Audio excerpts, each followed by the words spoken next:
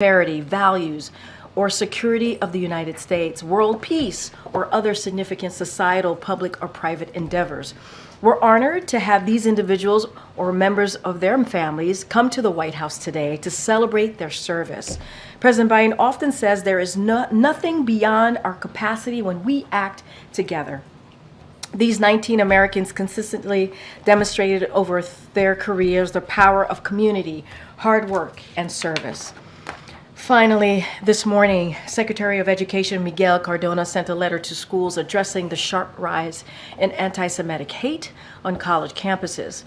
His letter made clear to schools that not only is anti-Semitism abhorrent and unacceptable, it is also discrimination prohibited under Title VI of the Civil Rights Act of 1964. Secretary Cardona reminded schools that the Department of Education provides a number of resources, including trainings, technical assistance, to ensure that school environments are free of discrimination. His letter comes one day after President Biden spoke to this very subject. As you all know, Americans have a right to free speech and peacefully protest, but breaking into buildings, destroying property, and shutting down campuses is not peaceful protest. There is also no place on college campuses or in America for anti-Semitism.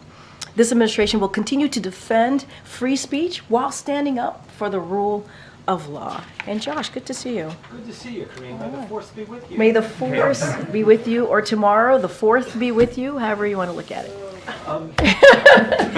Let's hope we killed off the Star Wars jokes for the rest of the briefing. I doubt it. I feel like there's more coming. So, three subjects. Yeah. First, a top orthopedic surgeon at Shifa has apparently died in Israeli custody.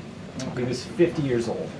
If medical personnel are not going to be exempt from the war, how can Gazans hope to have any medical care?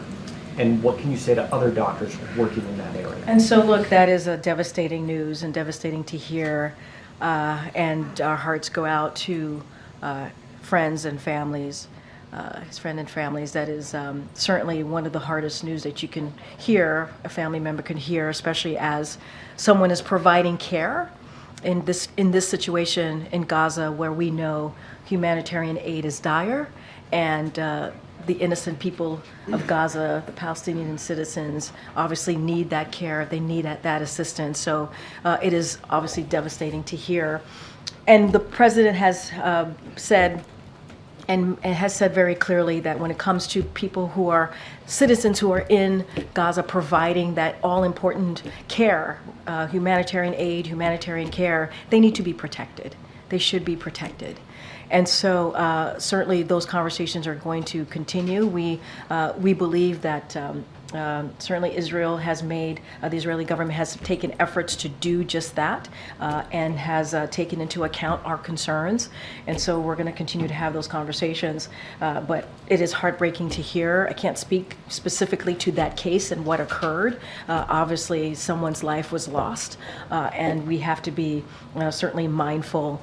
And we're at this time, I can offer my condolences. And we want to make sure innocent lives, innocent civilians, people who are certainly offering that humanitarian aid, their lives are protected as they're doing so. Secondly, what can you say about reports that Israel has briefed the administration on its efforts to evacuate civilians before a Rafa invasion? So what I can say is, and we've been pretty clear, we haven't seen a comprehensive plan, as it relates to their thinking on the Rafa operations. We have been also clear that of our concerns of any major operations, military operations into Rafa, we have said, and you all have heard us say, there's more than 1 million Palestinian civilians living seeking refuge in Rafa, and we want to make sure that they are their lives are protected. And so that is important, and we want to continue to have the conversations that we've been having with the Israeli government. As you know, those conversations have been led by the National Security Advisor Jake Sullivan. He was just here last week, as you all know, as well. And so we had 2 virtual conversations. We're hoping to have one in person. We want those conversations to continue. We believe that they are going to take Israel government is going to take our concerns into account, but we have not seen a plan comprehensive plan, and we want to make sure that those conversations continue, because it is important to protect those Palestinian lives, those innocent lives, those more than 1 million citizens who are seeking refuge in Gaza, in that part of Gaza, in Rafa. And then, lastly, on campus protests, the president has drawn the line at violence, but he said he's not bringing in the National Guard. Does he think the police presence deters violence or exacerbates it? So just to be very clear about the National Guard, that is something that governors decide on. That is a decision for them to make when it comes to the National Guard. And so want to just reiterate that again from here. And look, we have always been very clear when it comes to police presence on college and universities. That is certainly something that that universities and colleges have to make a decision on. That is something that they decide what is right to move forward on their campuses and colleges. And we understand how painful this moment is. You've heard me say it. It is an incredibly charged time. It is a charged environment. And it is very difficult because of that charged environment for law enforcement. We also believe, and it is important, that all Americans can peacefully protest within the law. They have to be able to do that. It is, you heard from the president, it is part of our fundamental American principles, part of what make America's freedom, right, to be able to protest peacefully in this country. And it is also important, which is the second part that the president talked about yesterday, is the rule of law. We have to follow the rule of law. Violence is not protected here, but Americans have the right to peacefully protest within the law, and we're going to be very consistent here. And as I said, these are incredibly painful time, and it is a very charged moment, and we understand how difficult that could be. And so I'll just leave it there. Is that your 3 topics? Yes. Okay, all right, excellent. Thanks, Karine. So you say that you haven't seen a comprehensive plan for Rafa, but I am told by a U.S. official that the U.S. has been briefed on some sort of initial plan.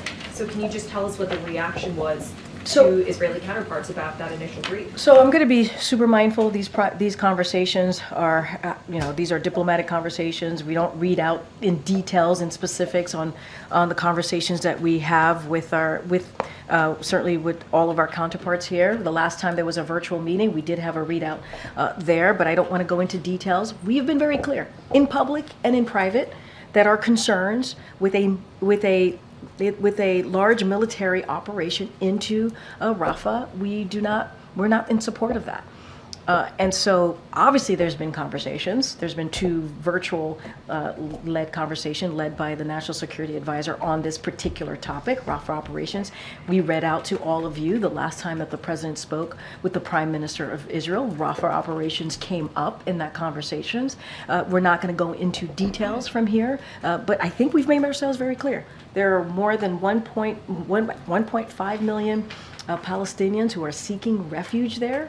And so we believe those lives need to be protected, and we're going to continue to have those conversations. So to be clear, the U.S. was not satisfied with whatever the U.S. I'm I'm not going to go into details or specifics from here. We've been clear about our concerns. We're going to continue to be clear about our concerns here. Those conversations are going to continue, and I'm just going to leave it there. And just switching gears a little bit, a new ABC News Ipsos poll found that nearly 4 in 10 Americans say the U.S. is doing too much to support Israel. That's up from about 3 in 10 in January, so it is showing that support for Israel is declining as the war drags on. Is the president concerned about this? I'm not going to go into every poll that comes out. That's for political pundits to do. I used to be one. I'm not one anymore standing here at this podium. But what I can say is that we saw what happened on October 7th. We heard from Hamas, a terrorist organization, what they said that they would do. A leader from that organization said they want to see October 7th happen again and again and again. More than 1,200 souls were taken on that day. More than 200 Israelis, including some American hostages, were taken by Hamas. And as you know, we are working very hard to get that hostage deal so that we can bring hostages home, including those American hostages, create a situation where we have a ceasefire, right? So more humanitarian aid can go through. That is incredibly important. We're working around the clock to get that done. You saw Secretary Blinken in the region meeting with regional partners. And so that is certainly a priority and continues to be a priority for us. Our commitment to Israel's security is ironclad, as I've said, and we have said many times. They live in a tough neighborhood. And we saw what Iran did, right? They launched missiles and drones into Israel, and it wasn't just us that stepped in. It was leaders in the region that stepped in to make sure that they were able to defend themselves at that time. And so we want to get that hostage deal. That's what we want to see. We want to make sure that that innocent Palestinian lives are protected. That's why we're looking into the Rafa operations and having those conversations. But getting that hostage deal is so critical to bring hostages home, to get that more humanitarian aid in, and to have a ceasefire. And we are committed to doing that, and you see that from this president. Thank you, Karine. You said that the U.S. has been clear about concerns about invading Rafah. Has it been clear about potential consequences if Israel moves forward? Look, I'm not going to go into speculations or what consequences might be. We've made our concerns publicly and privately to the Israeli government. I just mentioned the president had a conversation with the prime minister in his last call with him, and Rafah operations came up. I'm not going to go into specifics. I'm not going to go into details. We have been very clear. There are 1.5 million Palestinians who are seeking refuge in Rafah, and we want to make sure those lives are protected, understanding that Israel needs to also defend itself, and having those Hamas operators there. We understand that they want to dismantle Hamas, and we understand that is a priority, obviously, and we certainly appreciate that. We also want to make sure that those 1.5 million Palestinian lives who are seeking refuge there are protected. And we believe there's a way to do that, and we're going to have those conversations. I'm not going to get into specifics from here. We have learned that the King of Jordan is meeting with President Biden here at the White House next week. Can you share any details and talk about what's on the agenda? So I can confirm that King Abdullah of Jordan will participate in a private meeting with President Biden at the White House next week while he is in town. I don't have any more details for you at this time. Certainly we will provide a readout when that occurs, but I can confirm that meeting is indeed happening next week. And then just to close the loop, what was Mark Hamill doing here today? I think he said he was having a meeting. Did you not like having him here? No, I mean, I was like, we all love seeing him. It sounded very kind of like, why here? He said it himself. We wanted to make sure that he provided, which is one of the reasons he spoke to why he was here himself. He wanted to meet with the president. They had a meeting, and. Well, you guys asked him questions. They had a meeting about what the president has been able to do on behalf of the American people. Mark Hamill was in town. They met. I think it was important as someone you all know Mark Hamill. He is someone who is very much invested in our country, very much invested in the direction of this country, and so they had a meeting. It was he went into that meeting, and we thought it would be fun for him to come out here and lighten up the room a little bit on a Friday. We also believe that you guys there's some Star Wars fans in here, but the president meets with a lot of people. There's a lot of people that come through the White House that the president has an opportunity to sit down and talk with. You just happen to see Mark Hamill today because we thought it would be a nice gesture to have him come out and say hello. But I really wouldn't put too much into it. He meets with a lot of people here. Thank you. Yeah. All right. Geez, Rija is not happy about Mark Hamill being here. That's okay. I'm not going to tell him. He's not watching. Probably. I won't tell him. I haven't. Do you not like Star Wars? You have not seen Star Wars? I will now. I will now. I know. That's why that happened, folks. That's why I got the question. I'm gonna watch. She's not alone. Oh, there's more. Wow. All right, I'm going to let that go. Let's continue. Oh, thank you, Gabe. All right, thank you, Gabe. We thought it's Friday, y'all. It's Friday. A little bit of, a little bit of fun, Star Wars fun. Go ahead, Gabe. Now let's transition to what you actually want to talk about. Yeah. I want to pick up on what Selena had asked. Yeah. Look, I know you said that you don't want to get into specifics, but just want to make sure we understand you and we're clear. You did say that Israel has not provided a comprehensive plan to invade Rafa. However, our reporting and reportings of others has suggested that they have briefed the White House on a plan. So what you're saying, by not saying comprehensive, you're saying that you have a plan, but you just don't think it's good enough. What I can say is that they have certainly, there's been conversations that have happened over the last 2 virtual meetings. And what I can say is we have been clear on our position. We continue to be clear on our position. We've expressed our concerns with a major ground invasion in Rafa. We've been very clear about that, which would have significant risk against civilian casualties. And outline an alternative course of action. We have done that for them, outlined an alternative course of action for Israel to dismantle Hamas. So you could imagine, that there's been some back and forth on that. And so, we believe Israel will take our concerns on board. They will take our accounts into consideration as they plan their next operations. And so we'll continue to have these conversations. We'll continue to have these conversations. Could this be a tactic on the part of Israel to try and pressure Hamas to take the field? That's literally something for Israel to speak to. I cannot speak to their tactics. I cannot speak to their plan. I will say and reiterate that we are working very hard to get a hostage deal, obviously. And actually, what I will say is the Hamas has that deal. That is on the table. They need to take that deal. And you've seen us be very clear about that. You've heard from the Secretary Blinken this week, and so we need that hostage deal so that that could lead us to a ceasefire that can get those hostages home, including American hostages. And so we think it's important to get that done. But there is a hostage deal. It's on the table. Hamas needs to take it. On a separate topic, well, sort of similar topic, but. Yep. One of the recipients today of the Presidential Medal of Freedom will be Congressman Jim Clyburn. He had some comments earlier today where he agreed with Senator Bernie Sanders' assertion that the Israel-Hamas war could be President Biden's Vietnam. What's your response to that? So, look, a couple of things. I want to be super careful because that's kind of leading into a campaign space. So I want to be really mindful on what I say. And a couple of things that, I did think through on those, on this, knowing we probably get this potential question. Look, Joe Biden ended the longest war in American history and just succeeded in convincing both parties in Congress to make crucial investments in our national security in Ukraine to help ensure we won't be drawn into conflict in Europe.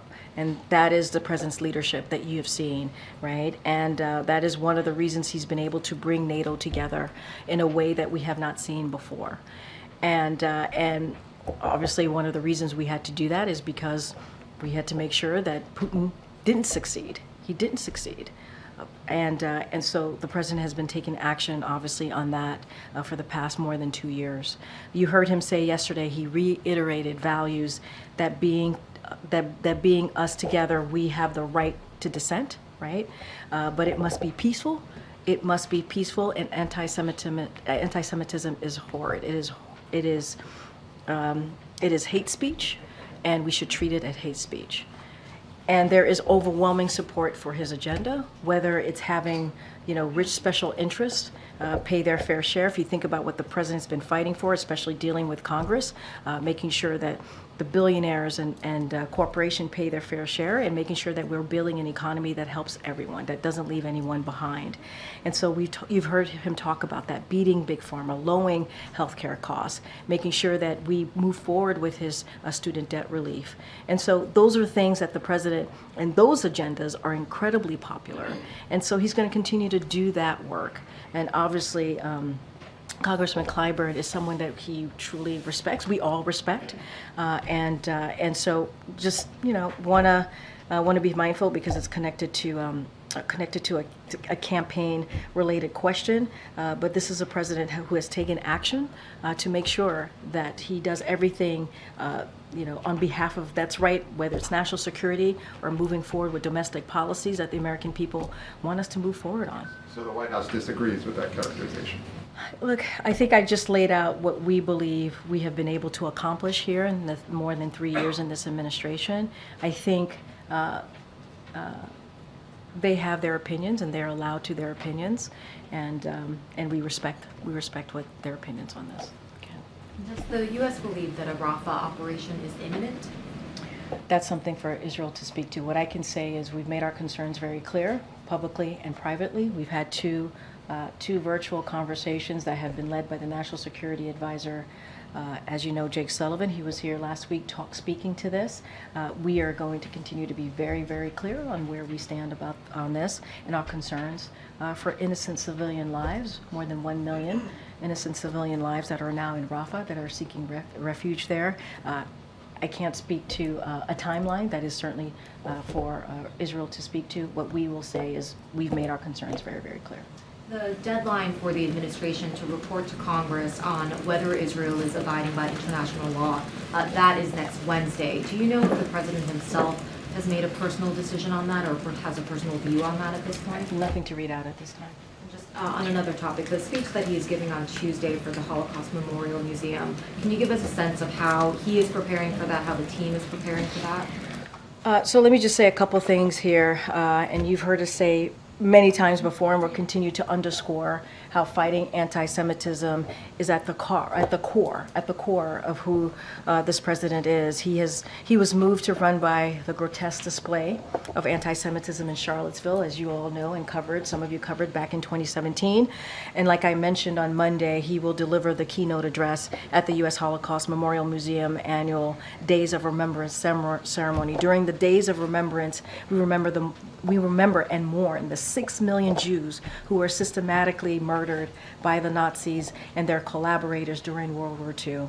The president will discuss our moral duty to combat the rising scourge of anti-Semitism and the Biden-Harris administration's work to implementing the first ever national strategy counter anti-Semitism to make real the promise of never, ever, ever again. This is when it comes to speeches, important big moments like this, the president obviously takes this very seriously. He knows that this is going to be an important moment for the country to hear from him, and I don't have anything beyond what I just shared. The focus of this speech will obviously be, as you said, the Holocaust survivors, anti-Semitism. Given just everything that's going on, does the president believe that it would be appropriate to also address in this speech the pro-Palestinian protesters and their sentiment, or does he believe that that should be for a different I'm going to setting? be super mindful of not going to, as I've said many times, I'm not going to get ahead of the president. The speech is, in process.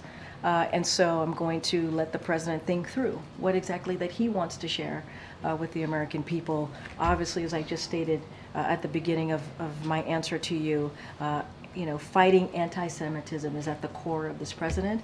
And we have seen a rise in anti-Semitism. And we want to make sure that we make it very clear that it is hate speech, it is abhorrent, and so certainly you'll hear from the president very, very clearly on Tuesday, and certainly he'll share more. Go ahead. Thanks, Karine. The White House brought on a new border person, Blas Nunez Neto. What is it? What is that? Does that give any indications of urgency, speed of the executive order that the president has been considering? So look, we look forward to the DHS Assistant Secretary joining the White House and continuing his work in implementing the administration's vision across the border security and immigration spaces. Don't have anything new to read out on any new announcements, but look, this is an administration that is committed to fixing the broken immigration system. On his first day of this administration, the first piece of legislation that he put forward was a comprehensive piece of legislation to deal with the broken system, to deal with what we're seeing with at the border, the challenges. And then we move forward when that legislation was not moving forward in Congress. We spoke to, had a 2-month negotiation process with senators to come up with a bipartisan proposal. And so that was rejected, as you all know, by Republicans because of the former president stating that this would hurt him and help Joe Biden. And that is unfortunate. We know that this is an issue when we talk about the immigration system that majority of Americans care about. And so, That he could take. look, we believe that the bipartisan border security agreement that came out of the Senate that was rejected by Republicans because of the former president is the best way to move forward in a comprehensive way. That's what we want to see. And I've stated this many times before, as it relates to any other actions, we're always going to look at other opportunities, other actions. We always will. Don't have anything to speak to announce at this moment. We actually want to see that bipartisan immigration agreement move forward. That's what we want to see. That is going to be the most comprehensive way to deal with a broken immigration system. You've heard me say this. If it is put into law, signed into law by this president, it would be the toughest and the fairest piece of legislation or law that we have seen in some time. This system has been broken. The immigration system has been broken for decades, and it's time that we act, and Republicans have an opportunity to do that. They have an opportunity to do that. Go ahead, April. Karine, there's some very loud voices that are out there asking for President Joe Biden to issue a pardon to Marilyn Mosby, the former Baltimore City State's attorney who is waiting for sentencing, could face 40 years for taking her own money out of a retirement account to buy a house. And this group, to include Bakari Sellers and Angela Rye, have pulled together a lot of civil rights leaders. What is the president's thought about all of this, especially as she was one of those who really was groundbreaking in efforts of policing and accountability? And Bakari Sellers says that it looks like political persecution as well as retribution for what she did many years ago in the Freddie Gray case that still has yet to have accountability for his death. So I want to be really mindful here because that is obviously a Department of Justice process, and I don't want to be certainly speaking to any individual pardon request. That is not something that I can do. DOJ has their process. Department of Justice, as I just mentioned, employs a process that is thorough, that is deliberative, a process to review, when it comes to a process to review executive clemency petitions. And then individuals obviously submit their applications there. There's an application process. Want to be super mindful, don't want to speak to an individual case here, and so I'm going to be really mindful. This is a Department of Justice kind of jurisdiction, and so just going to leave it there. But the president could indeed say, yes, I would like to see this happen, and add his voice to this petition? Well, this is a Department of Justice. They go through a process. It's very thorough. Right. It's very deliberative. I don't want to speak I don't want to speak to any individual process. I gotta be super mindful here. Need to be really careful as DOJ runs, Department of Justice runs this process, and so there's a application process for individuals. Certainly, there's a route for them to go. I want to be really, really mindful. This is not something that we do from here, from this podium, as you can understand. Go ahead, Rachel. Go ahead. But, I mean, I get what you're saying, that there's an application process. But can the president support, or can the vice president and the president support the fact, yes, there should be a pardon, even if there is an application process, whether it happens or not? As you know, when the president and the vice president weighs in, that is It tips the scale sometimes. I mean, you just laid that out. So I want to be really careful because there is a process that the Department of Justice has to go through. It is thorough and it is deliberative, and so we have to let that process go through. And I don't want to. I don't want to speak on that process, and just want to be really, really mindful here. Is the president aware of what's happening in this case? Because she was one of the forefront persons yeah, I know. calling for accountability. It didn't happen in Baltimore, but there was a ripple effect with Ahmaud Arbery and Derek Chauvin and those with George Floyd. Is he familiar with this? I certainly know who you're speaking of. I have not had an opportunity to speak to the president about this, so I can't say if the president's thoughts on this, because I have not spoken to him about it.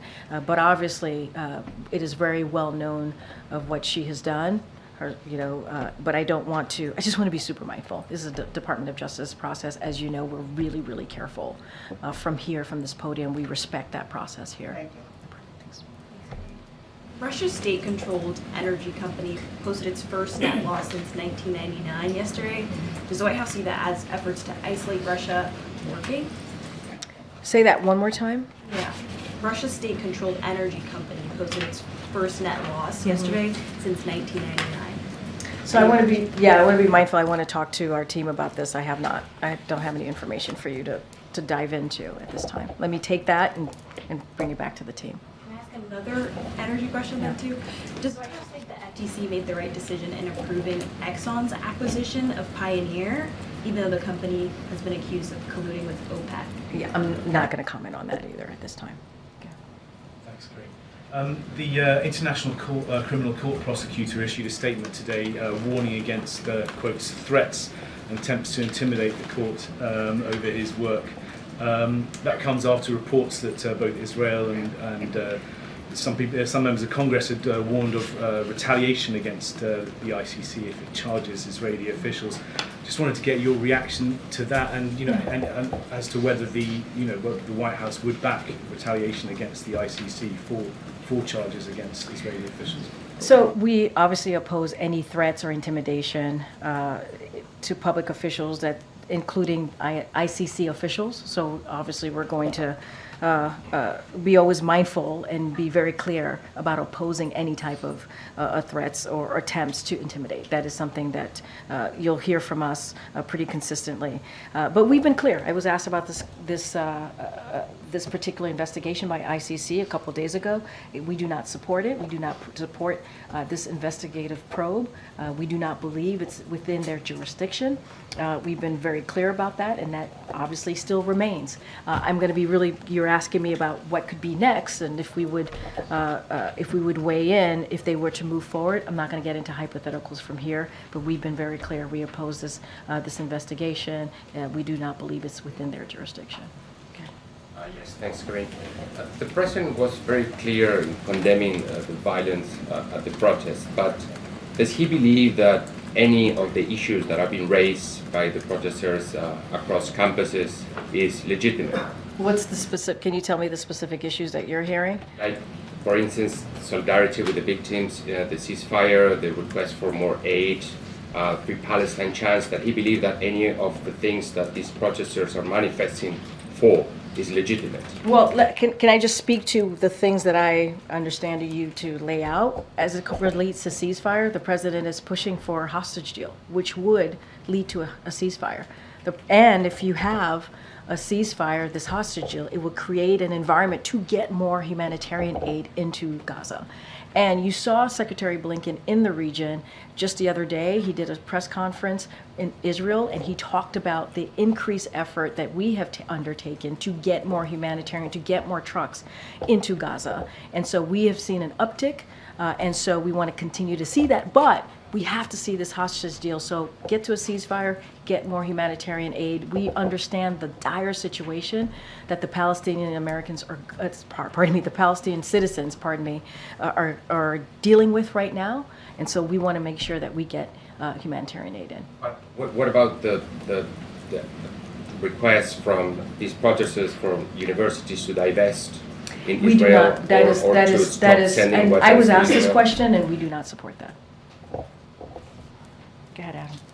Thanks. On avian flu, we've talked with several hospital officials who have told us that the health system is essentially unprepared for another major health crisis if bird flu were to start spreading widely among people. In particular, hospitals don't have the manpower. There's still concerns about the ability to get supplies quickly, and communication and data sharing, they say, hasn't improved markedly since even before COVID. So I'm curious what the White House's response is to those concerns and whether there are any preparations ongoing to ensure we can respond to that kind of crisis. So I want to, we are monitoring this very closely and taking this very seriously. It is a top priority for this administration to make sure that communities are healthy, safe, and certainly informed. So we're monitoring this closely. The president has directed his administration to do the following: protect public health, protect our nation's food supply, and monitor all trends to prevent the spread of avian flu. CDC they have reported that the risk for general public is low, and federal agencies are coordinating with local authorities.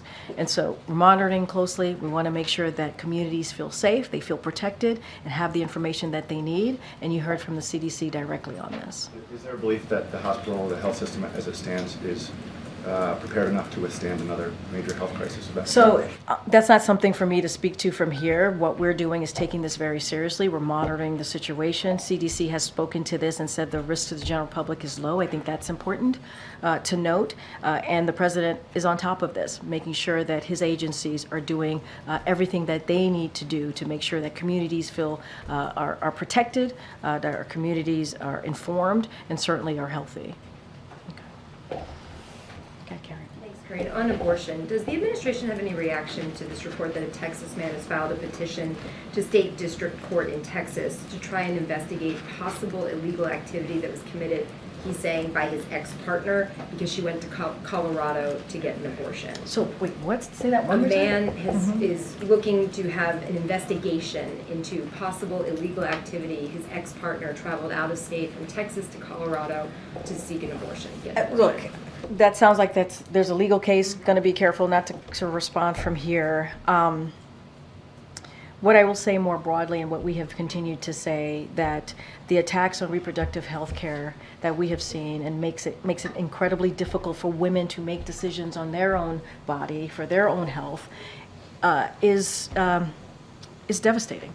It is devastating what we're seeing. And sadly, because of what happened, the overturning of Roe, because of the Dobbs decision that happened almost 2 years ago, we have seen just chaos across the board. And we see tens of millions of women who are now at risk of not being able to make that decision.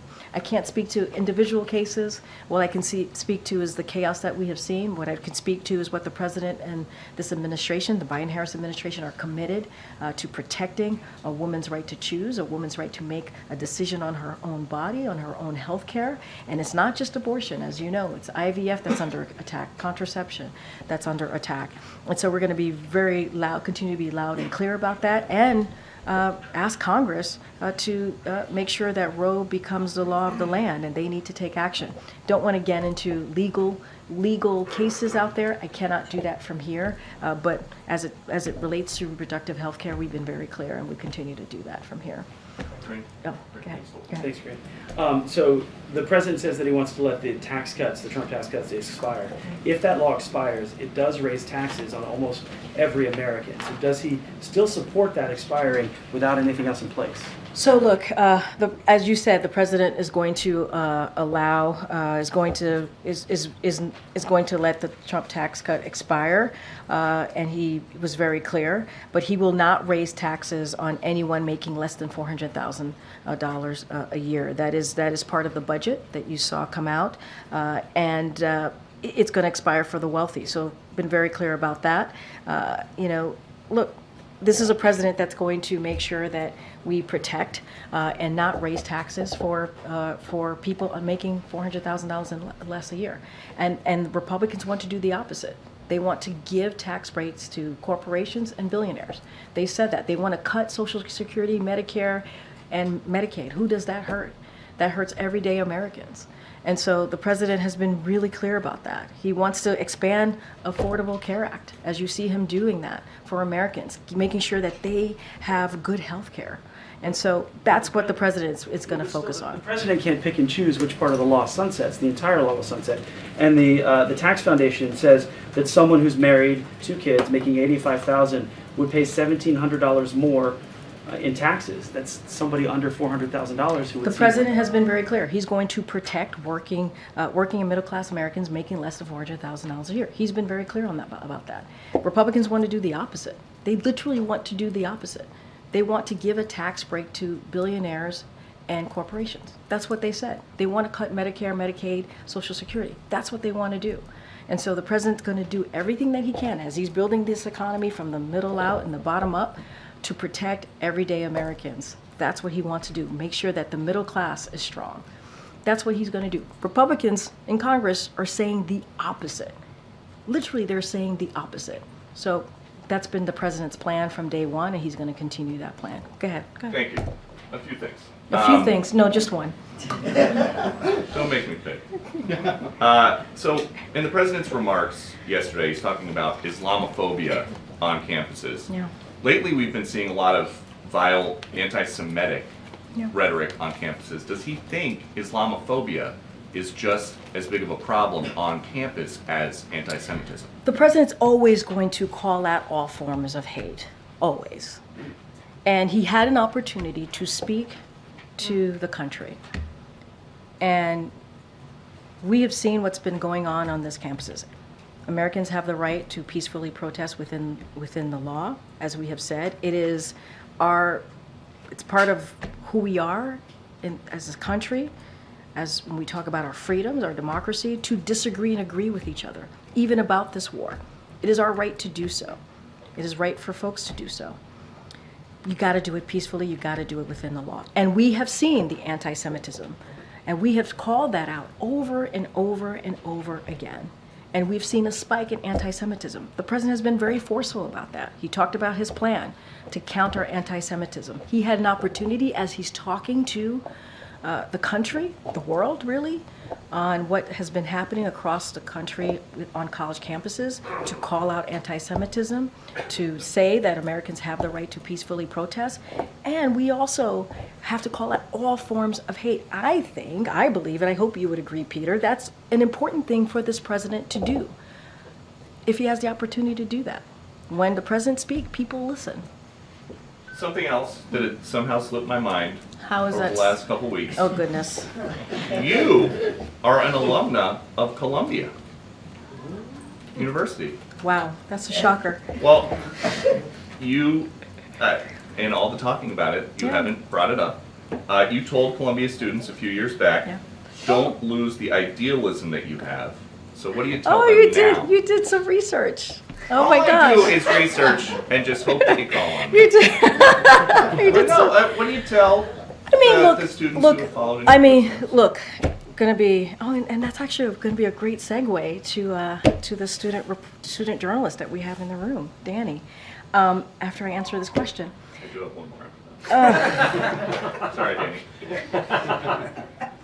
It's okay. So, look, I'm not speaking on behalf of me. I'm not. I speak on behalf of this president. That's my job. And I believe in this president. I believe in the work that we do. It is an honor and a privilege to stand at this lectern every day to speak to you and all your colleagues and to take your questions. It is not about me. And really, your question and what you're asking me and what I have said to students is pretty much what the president has said. All Americans have the right to peacefully protest within the law. We have the right. That's what makes this country so great, right? That's what makes when we're talking about our freedoms, our democracy, that's what's so important. To have the opportunity to agree and disagree and do it in a peaceful way, that's important. And the president also called out, if you are breaking an entry and you are taking over buildings, that is not peacefully protesting. And the president was very clear about calling that out as well, and also anti-Semitism, and calling it what it is hate speech. My last one. At UNC Chapel Hill this week, a group of fraternity brothers saved an American flag from an angry mob of protesters. There is now a GoFundMe where people can donate to throw them a Rager. It has raised more than $500,000. Would President Biden donate? You never disappoint, my friend. He donates to a lot of You never different disappoint. causes we saw in his tax returns. I'll say this because there is actually a real point in your question that I will address, which is, and I, just to reiterate what we've said over and over again, Americans have, and I just said this moments ago, so I'll just reiterate this, all Americans have the right to peacefully protest. It is not right to forcefully take down the American flag to replace it with another flag. It is not right. And so I just wanted to make that clear as well. All right, Peter? So a donation, what about like a call to thank them for saving the flag? Look, protecting the American flag is admirable. I'll leave it there, Peter.